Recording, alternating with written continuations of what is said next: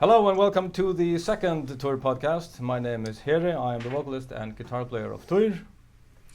Hello guys, I'm Tad. I'm the drummer of Týr. And hello guys, this is the bass player from Týr, and greetings to you all. Yeah.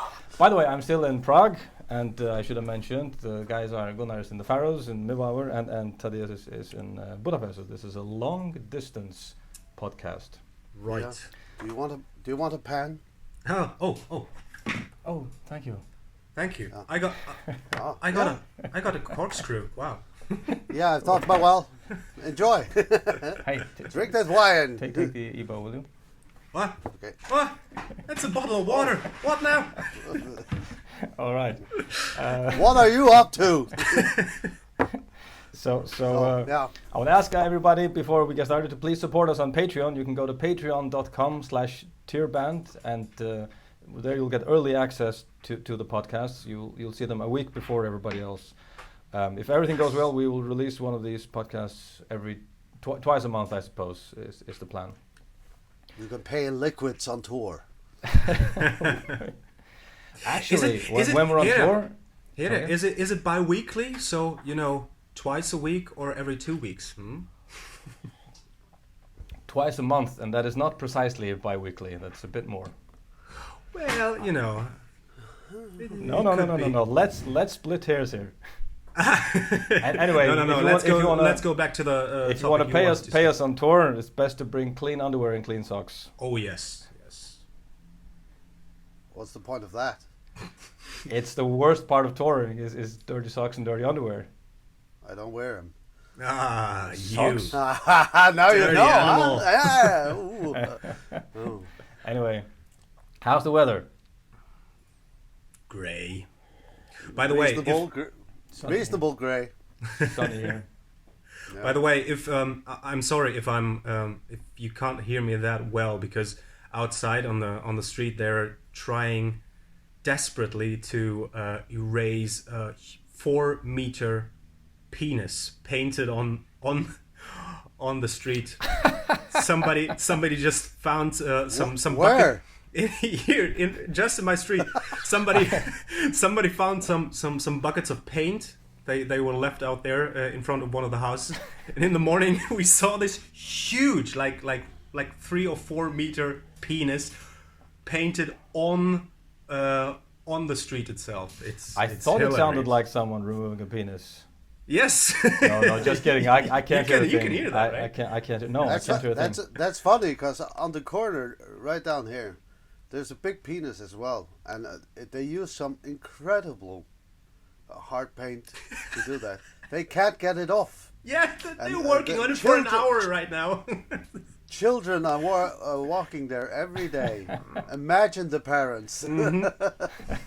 What's that, mommy? Well, nothing. Oh, That's a whale. That's a whale. Yeah. A beached whale. All right. By the way, we just passed 6,000 subscribers on YouTube. Woo! Yes. Woohoo. Here's to Thank another you. 6,000. I guess you who? Yeah. Gunnar, you don't have a YouTube channel, do you? That's a good thing. No. I have one. Thaddeus has one. You can see them in the upper left corner here. I'll put a link. Am I pointing to your left now? Mine is there. I think so. I don't know. It confuses me. Sometimes even the picture is flipped after you import it to the editing software. Anyway, I was listening to the new Ensiferum album, and I was very impressed by it. It's called... You mean the Spaghetti Western album? I was talking to Mahi about this, and they have this joke thing where they put some spaghetti western sound into all of their albums, and they've done it many times before. I think they do it on all albums, and it sounds like it really sounds like something by Ennio Morricone or something. Some really twangy steel guitar and whistling over it, and although yeah, no, it's fine. I just thought, the first time I listened, I thought, spaghetti western. yeah, that's the point of it. But he told me people don't get the joke. People don't find it funny. People take it seriously. I find it funny. It is meant as a joke. He told me, and By the way, I think it works well. The intro, by the way, it really reminds me of like role playing games, like video games from the 90s. You know, it's like you're walking through the forest in search for the magic enchanted sword to slay the dragon. Very well made. Yeah, it's it is. Well made. The Very orchestration and everything of the intros is excellent. Yeah, I liked it a lot. But I like to point out also it's a bit too long for an intro. I would like a head-on song. That's just my opinion. I thought it was a bit short actually. No, I thought so too. It was a bit long, you know. Yeah, maybe, it builds Builds up, and then you're like, okay, now let's start the song, and it's still going on for about a minute. So, well, one thing that I don't like is it stops before the song starts. Like exactly, the intro should lead directly into the first song. That's how I like it, at least. Me too. Sorry, guys. Yeah. Anyway, I thought it was a bit short, and I liked it.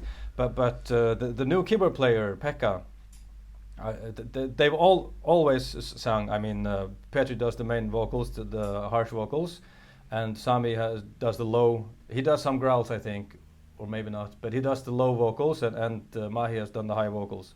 But now they have a new keyboard player since the last album, and he sings as well. I think it's kind of brave, like putting a new singer on like that.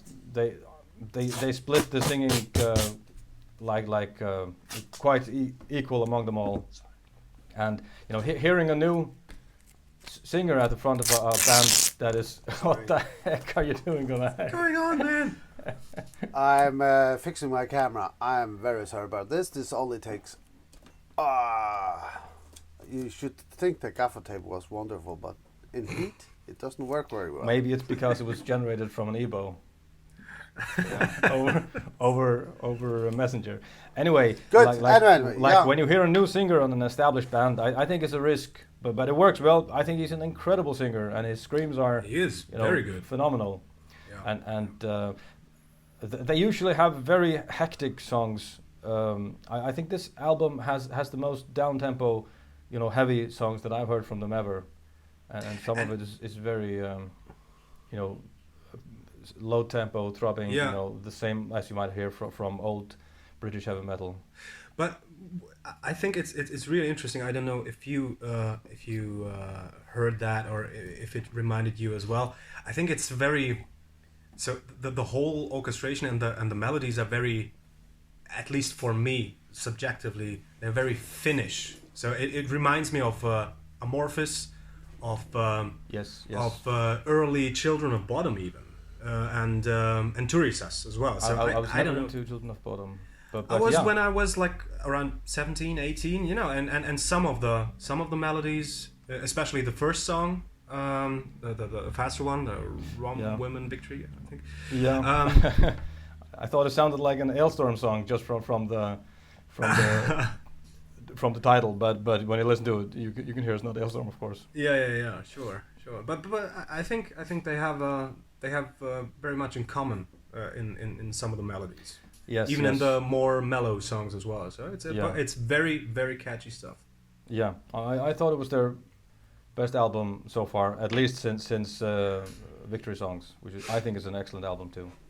I have to say I am not a big fan of Ensiferum. Well, I never listened to their albums that much, but it's a very funny coincidence that when I was back in my former band, Dariada, folk metal band from Hungary, we had a joint show with you guys as well back in 2008, like 12 years ago in Budapest at the Pagan Fest, and I think there was playing Ensiferum and Korpiklani, Moon Sorrow, Tyr, Elevatie, Dariada, and Hungarian black metal band Bornholm. Mm-hmm. So yeah, it's quite funny that good times. 12 years this happened. Yeah, 12 years ago. Yeah, we were on tour on that Pagan Fest for 2 months. I think 2 months. Really? Oh. That's cool. We did a European tour and directly over and did an American tour. Those were the days. Oh yeah. Not the same bands, huh? Not precisely. Some bands didn't come to the US. Yeah. I don't remember exactly which. No, because we switched to Týrcast in the US. Yeah. Was it Ensiferum didn't come? No, Ensiferum was. No. Oh shit, I forgot. It's a long time ago. It's 12 years ago. Actually Come on, 12 guys. years ago. Yeah. Who would have thought? Yeah. Yes. Yeah. And they have a song called Shampoo. I like it. The defense of the shampoo. In defense of shampoo. Please elaborate, Gunnar, because nobody's gonna understand this.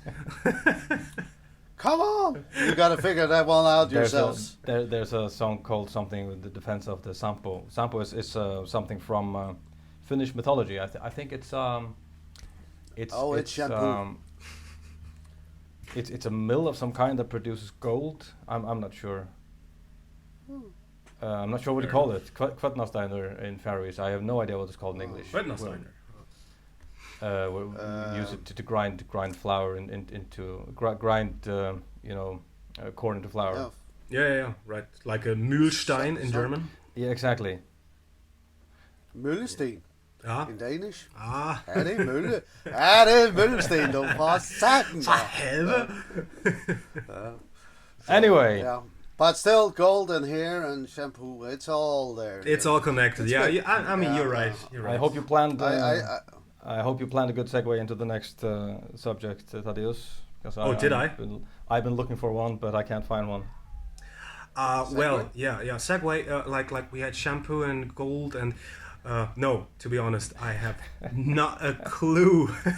But what I was thinking about, especially since we were talking about touring and touring routine in the first part of the podcast, I was thinking that what kind of rituals we as a band have, or before a show, after a show, or if there's something we're doing every day, or at least very often while on tour, that really just gives us some kind of direction, or gives us some kind of energy just before the show. Because I saw several bands doing some kind of huddling up together and just doing some kind of war cry or some kind of chant, but I don't know. What is your opinion on these? Because we don't have that.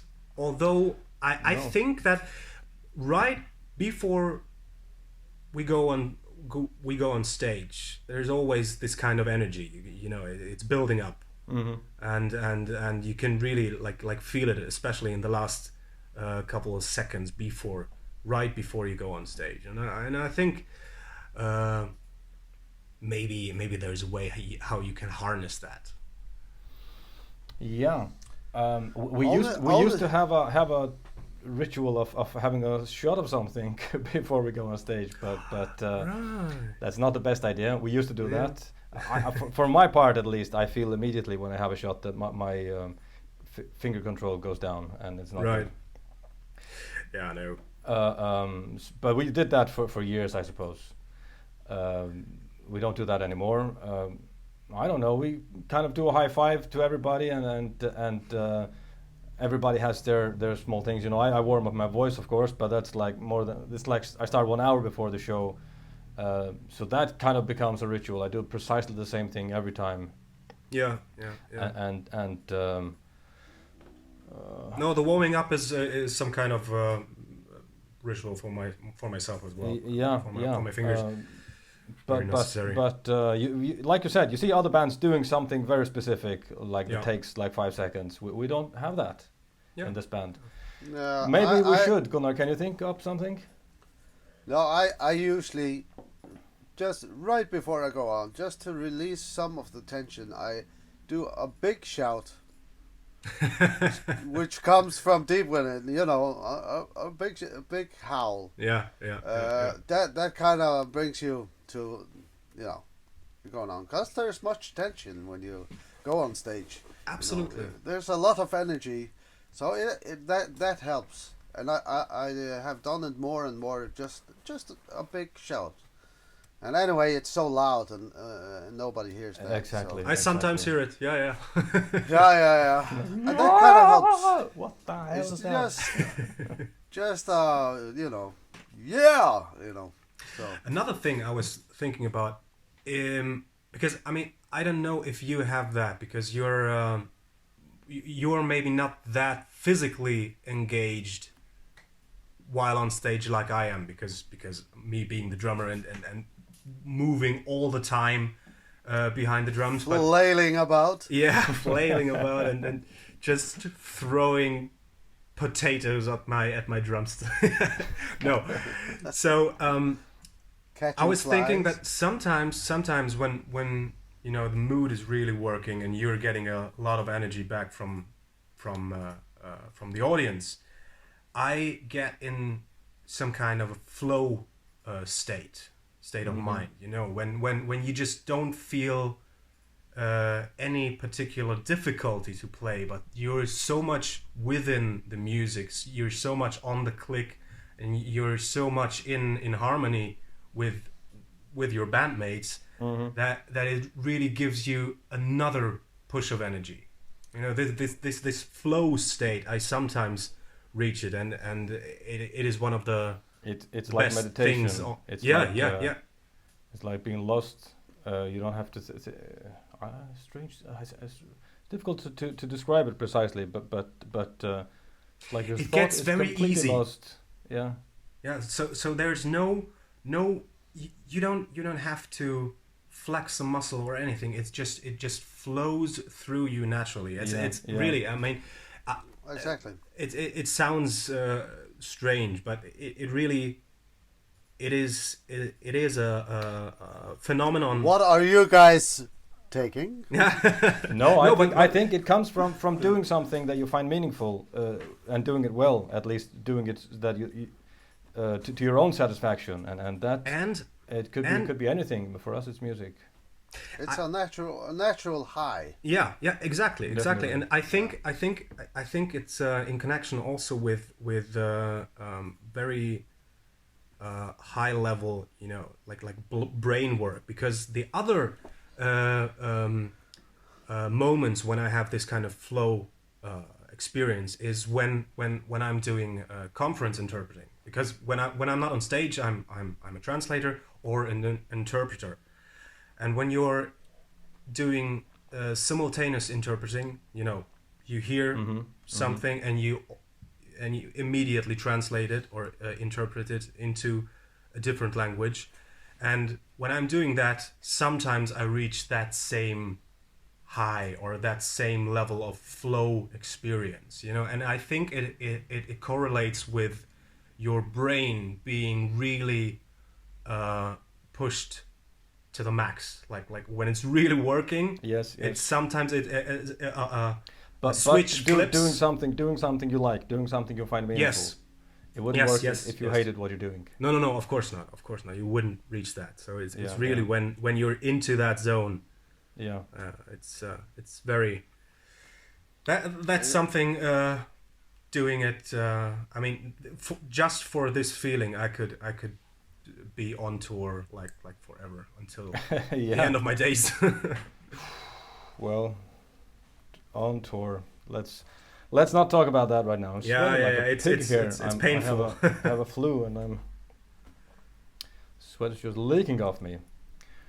Anyway, so yeah, we don't really have a touring ritual or going on stage ritual as other bands do, but maybe we should make up one. Maybe. Maybe have a non-alcoholic shot. Come on. A shot of lemon tea. Or just an espresso. That's dangerous. That's gonna make you pee. Yeah, that's true. Gotta take a break, guys. That never happened. No, but We had that. Our bassist in Dariada, I think he went off stage while playing, and he was playing without cable. And he was peeing while playing. He was peeing just behind the stage. I've seen a few guys vomit while playing. Oh yeah, But- I saw that But several times as well. Yeah. Oops. No, not you guys. Twice. Really? but I mean, Yeah. sometimes you have to go I- to the bathroom. But I mean, who would stop a show for that? No, well, that's the funny part. He I- wasn't stopping. He was playing still. yeah, you know? yeah, exactly, Ah. exactly. I did it in I think this was in Atlanta. Yes. We played and we had Masquerade. the masquerade exactly, and we had some food of some kind early in the day, and I think I got food poisoning. Or Was something. this back in 2008 with the Pagan Fest? I think so. Yeah. Yeah, because there were a lot of other guys who had food poisoning. Yeah. So I was sick to the bone, and of course you have to play. There's nothing to do. So we went up and played, and I remember during what was this Ramen in Unke, Yeah. Mhm. the song, and you have to play, and every time I had to sing, I could feel it. so what do you do? So unfortunately there was a stair by the stage, and I managed to get down the stairs, but still playing, I just hurled everywhere. On the floor. Yeah, on the doorway actually. So yeah. So that I cleaned it up. But yeah, I remember that. There was the drummer from Týrcast. I went out for a walk. I left the bus in the evening and went out for a walk. And there's the drummer from Týrcast, you know, vomiting his guts out by the side of the bus. And he was not the only one. No, there was something in the food there, which is this happens not often, but also more than one time. That happened in... It happened actually twice in the States. I remember the other occasion was in Tulsa, Uh-huh. and the same thing. It happened in Germany as We- well. we- so in Germany. Yeah, Yeah, when we were on 2016. tour in 16 with the Sirenia. We were and in Unleash the Yeah, Archers. I think you guys got some. No, me, food poisoning. I hadn't, because I think it I- was in the meat I didn't. I think someone said everyone who ate eggs or eggs. Okay. poisoning, Yeah. but there were Okay. quite a few guys. Yeah, I remember. So this every now and yeah. then, you know, this happens. Yeah. We had it actually. We had it at a restaurant in Poland once. Oh, that's the think worst. That is the worst.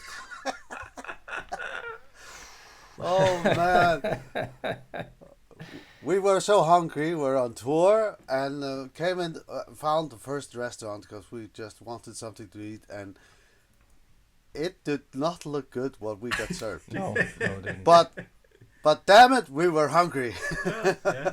Yeah. and Nothing to do against that. We actually got, me at least, I got immediately sick. Yeah. But it wasn't worse than more than I puked, and that was it. And, yeah. Then we had to drive some way, and we were stuck in traffic, like. Yeah, we like took a shit in the woods. completely. Telja ran into the woods to to make a number two, and I didn't want to do that, so I got out of the van and I started sprinting forwards to the closest gas station I could find. The traffic was just not moving at all, so I ran for my life before it went in my that pants. whole day. That whole day was amazing. I mean, How do we Well, always well, get we- to poo? Yeah, well. well, when we got to that to the place we had to play, it was this small theater where people sit down, which is never good. Exactly. And in the intro came on, and it was supposed to be our intro. Aerosmith came on. Yes. Dream on. Yeah. That was the first thing, and then during I think we got 2 or 3 songs into the set, and the snare drum broke. Oh. Fine. So took some time because this was the middle of fucking nowhere, and we had to fix that. So we went back on stage again, and during the set, a guy comes up on stage and he walks straight over to Hera and fucking attacks Sarah. And I did not do anything. I just thought, what the fuck is happening? He tried to strangle me, like just What? put his hands around my. No clue. We never saw him again. Never heard from him again. Nobody had any explanation. He just walked from the back of the room to the stage, climbed on stage, walked over to me, put his hands around my neck. Yeah. I put down my guitar and pushed him off stage. He seemed he wasn't really there. I think. Okay. I'm not sure. Yeah. Peculiar. Yeah. So touring Poland is fun. That was back in our more amateur days. This was not the best, the highest quality arrangement. But Poland has been good to us mostly. I love to play in Poland as well. But I remember also that back in the day with Dariada, we played quite a lot in Poland, and once we were there for like 4 shows or 5 shows, and well, the catering, you know, it was very low budget, and every day we got pizza. Okay. Mm-hmm. First day was like, yay, pizza. Okay. Second day, oh, pizza again. Third day, pizza. Oh, for fuck. But the funniest thing was, you know, we were always usually sitting at our merch desk and eating there, and people were just coming up, taking a look at the shirts. Hey, nice stuff. Oh, pizza. And they were just grabbing stuff, and we were like, well, but I mean, okay, but well, you know, that's actually what now? Yeah, oh, this is quite tasty. Yeah, thanks, man. Bye. And like 4 people, like we thought, are they doing this on purpose, or do they really think that this is just a merch gag as well? So if you're Dariada pizza is Polish pizza for everybody. Anyway, we got one comment from a listener for our last episode. There's a guy on YouTube called Armeriel, and he has a comment about the boat, the Oseberg boat in Norway. He says there are 3 Viking ships on display in Oslo: Oseberg, Gokstad, and Tune. The building is indeed shaped like a cross, but it was built specifically to house the ships and the artifacts, and has never been a church. If you happen to go to Oslo while the Vikinger exhibition is still on display, it is worth a visit, especially to see the Hohen Hoard, or the Hohenskatten, and the Ulfberth sword. And please keep talking about languages. We didn't mention languages so far in this one, but I suppose we'll get back to it. Anyway, that clears up what we were guessing about last time, if this was a church or not. Yes. That's the only comment we got for the last episode. So nobody's interested?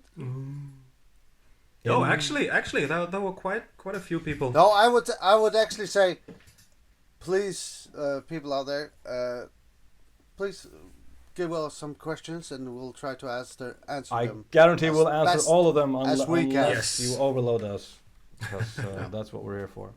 Yes. So we've been going on for almost 30 minutes now. Let me just remind you to follow us on Instagram, where we are Týr_official. Follow us on Facebook, where we are Týrband. On YouTube, where we are Týrband. On Twitter, where we are Týrband. And listen to our music on Amazon Music, Napster, Tidal, Apple Music, Deezer, or similar services. Please visit our website, which is Týr.fo, and see if you can find it in your heart to buy some merch from us, and you can hang with the cool kids when you're wearing our merch, of and course. Also check out Ensiferum's new album. Oh, yes. I will provide a link in the upper left corner here for the full album of Ensiferum on YouTube. Send your questions in form of comment wherever you happen to see or listen to this podcast, or write to us at Týr@Týr.fo. Any last words, gentlemen? Nah. Gonna get another coffee. All right. Thanks for listening, everybody, and we'll be back in 2 weeks, I hope. Yep. Yeah. Bye. Sure. Bye. Bye.